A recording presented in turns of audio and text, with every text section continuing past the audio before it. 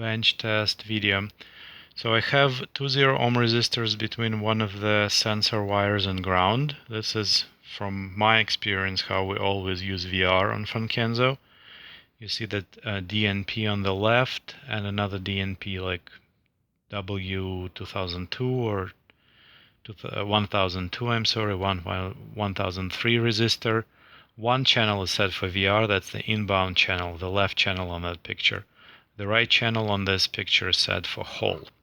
So I have a bunch of twisted wires. I twisted them on purpose. It's like 5 pieces of wire just to make a point. You see my mess, you see the wires, a little bit of alligator clips.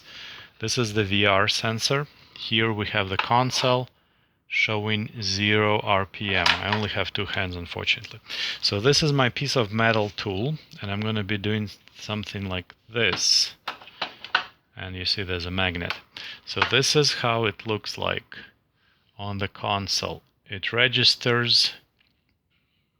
I need to get closer. Ah, shit. Let me hold the sensor. Now I'm holding the sensor and waving the tool.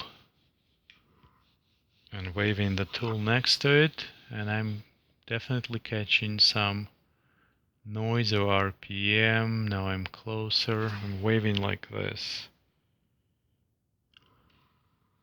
And quite often there's some value, sometimes it's noise.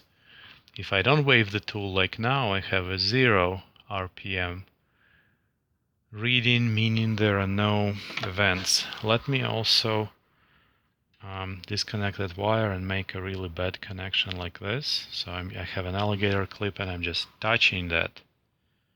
I'm just touching that wire, right? Like this.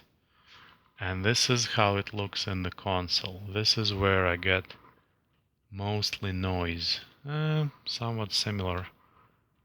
No, it's mostly noise. Comparing with waving the tool. When I was waving the tool, often it was a high but reasonable RPM. With those touchings, it's usually just noise. Now I'm gonna just plug the alligator clip again and just hold the sensor, not doing anything, not exciting it. And I see 0 RPM. So there's no shielding on these wires. Those are used automotive wires, twisted like 3, 4, 5, 6 times.